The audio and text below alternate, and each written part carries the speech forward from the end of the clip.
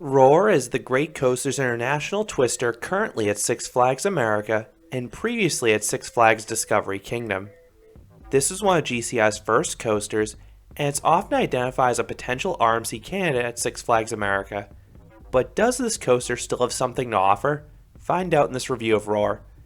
GCI's first coaster was Wildcat at Hershey Park in 1996.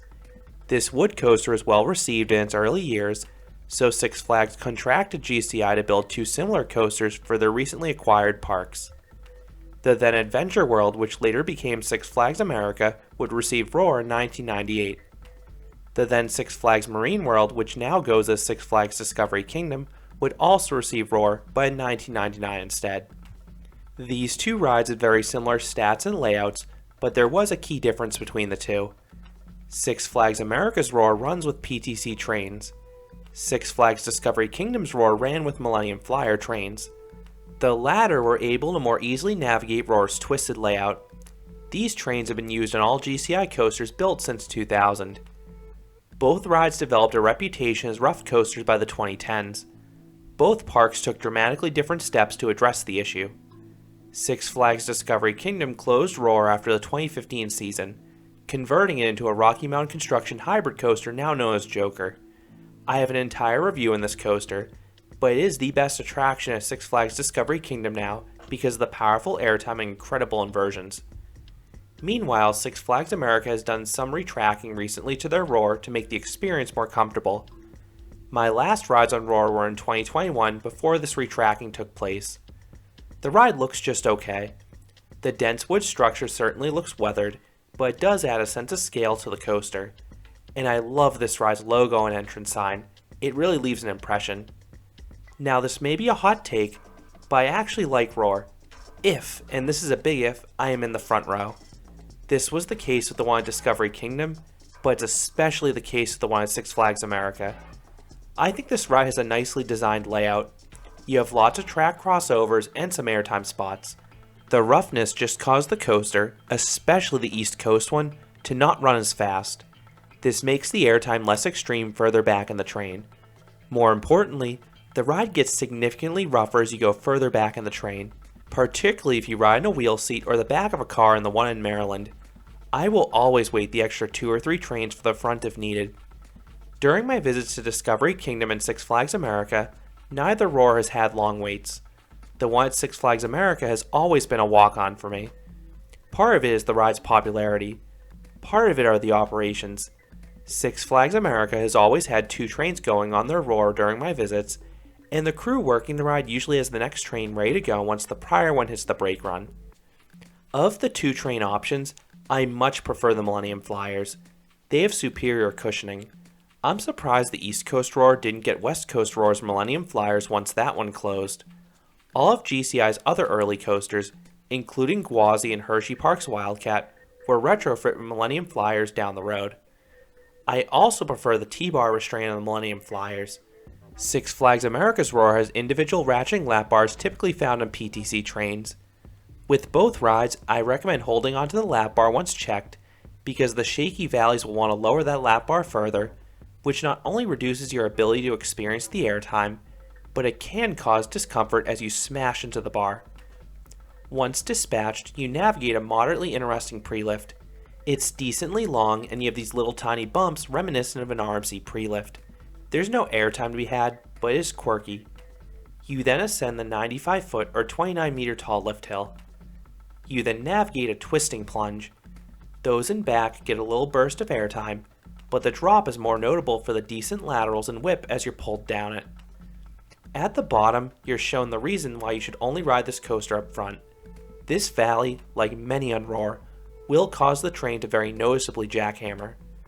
You then rise upwards into a turnaround.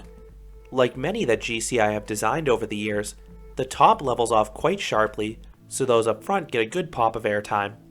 Even those in back will get some light airtime into it. You do slow down atop this turnaround, as many others on the ride, due to how it currently tracks. You regain your speed on a twisting plunge back down to the ground. This drop doesn't offer anything besides bumps.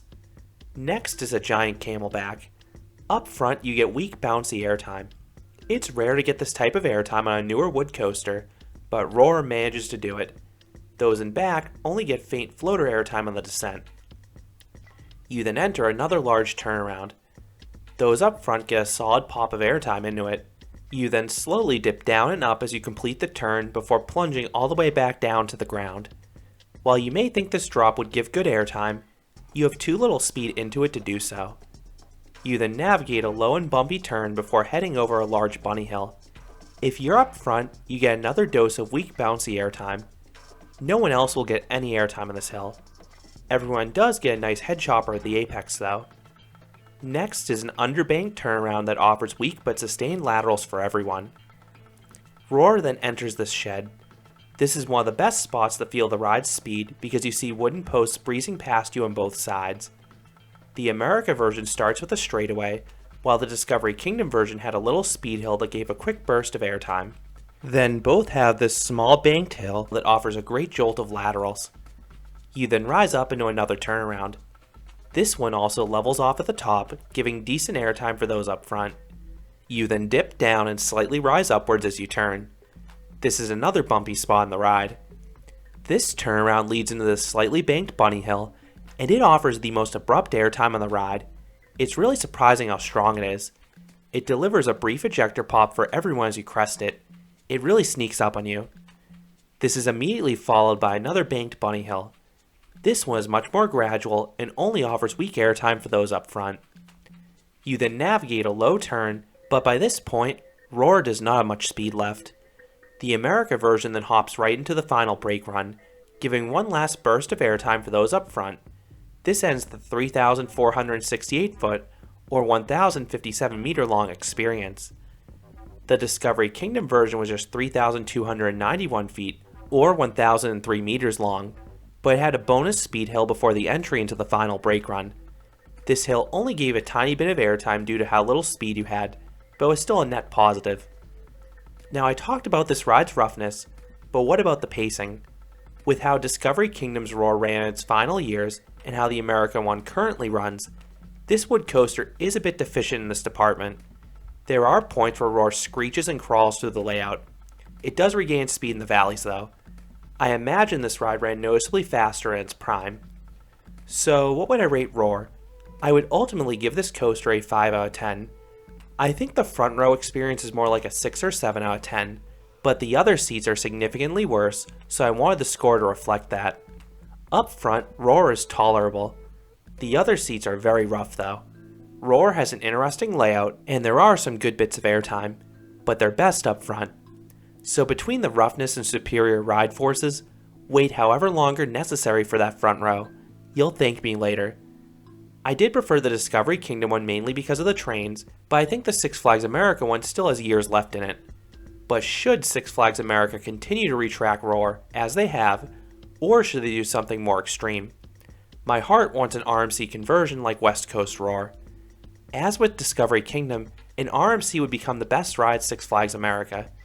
However, I also would not mind if this coaster was fully retracked because I actually like the layout.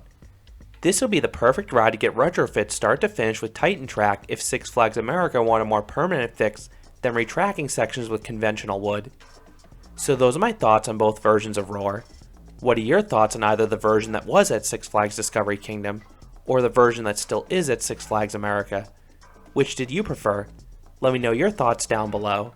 If you enjoyed this review, I'd appreciate it if you gave this video a like and you considered subscribing because there'll be a lot more roller coaster and amusement park videos here at Canopy Coaster. Thanks for watching.